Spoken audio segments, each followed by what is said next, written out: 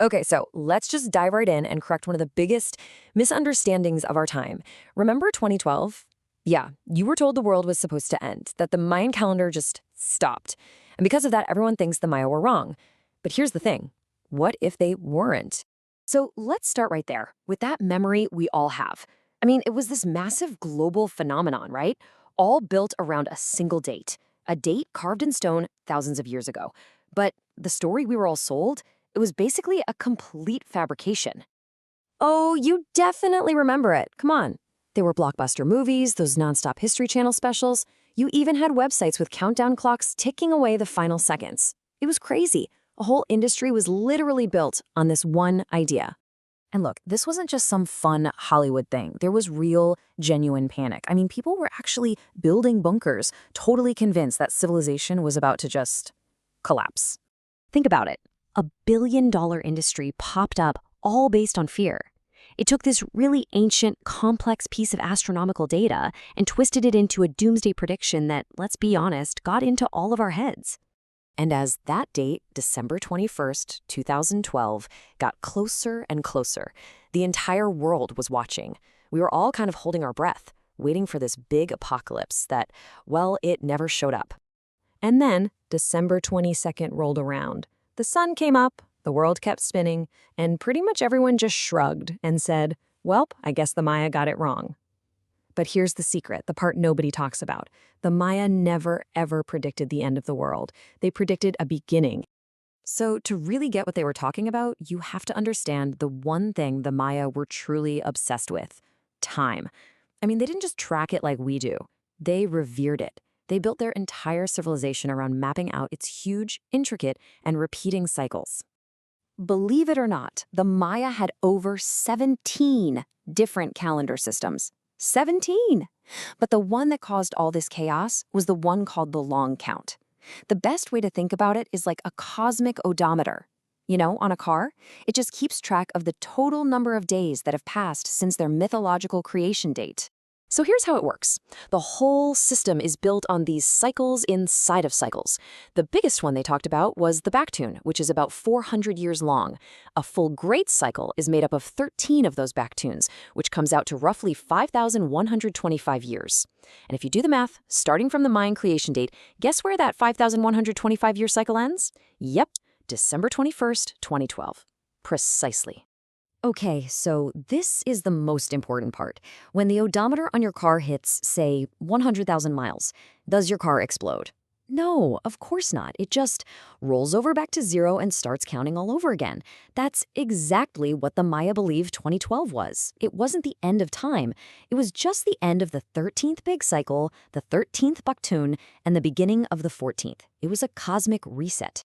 And get this, according to modern Mayan daykeepers, these are the spiritual leaders who still carry on these traditions today, the end of a great cycle isn't like flipping a switch. It's not a single day. It's a whole transition period. And they say this specific transition lasts for about 20 years, from 2012 to 2032.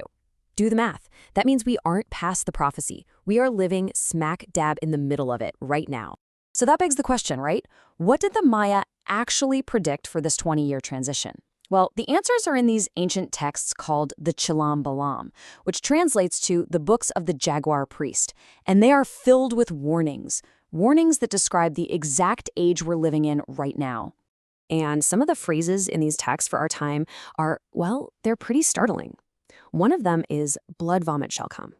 Yeah, it's an unsettling image for sure, but it's a pretty clear reference to things like epidemic diseases, plagues, maybe even hemorrhagic fevers. They also talked about total chaos in our social structures.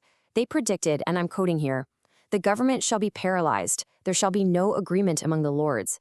Basically a time when people in charge can't agree on anything or get anything done. Does that sound at all familiar to you? And then there's this one.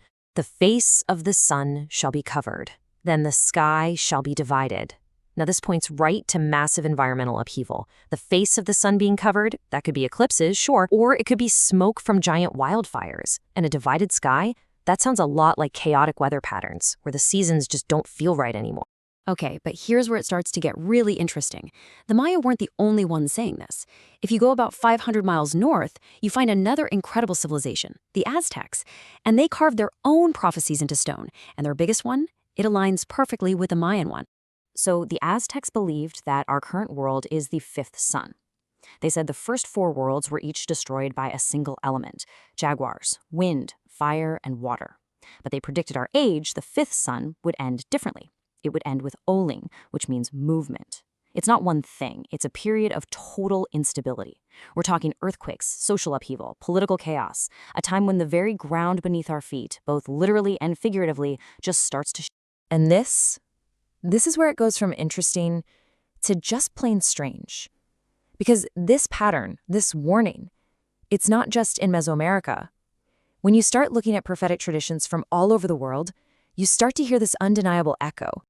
Just look at this. It's an incredible convergence. You've got prophecies from the Maya and the Aztecs, sure, but also from Nostradamus in France, Baba Vanga in Bulgaria, Edgar Cayce in the US. I mean, these cultures are separated by centuries and by entire oceans. And yet, they all seem to point to this exact same window of time we're in now, with the same two core warnings: massive climate chaos and the breakdown of political structures. I mean, seriously, what are the odds of that? So, what's the big takeaway here? It's not fear. That's what the whole 2012 hype machine was selling. No, the real prophecies are offering something totally different. It's not a verdict, it's a call to awareness. You see, the core message, when you look at all of these traditions, is incredibly consistent. A prophecy isn't a death sentence, it's a warning. It's like a heads up. It's information given to the people living through a tough time so that they can navigate it with their eyes wide open. They're all basically saying, hey, wake up, a huge change is happening. But none of them say the outcome is already written in stone. So, in the end, these ancient voices aren't telling us that the world is ending. They're telling us that a world is ending, and a new one is trying to be born. They're describing this powerful, chaotic, and yeah, kind of dangerous doorway in human history. But they don't tell us what's on the other side. That part? It seems like that part is up to us.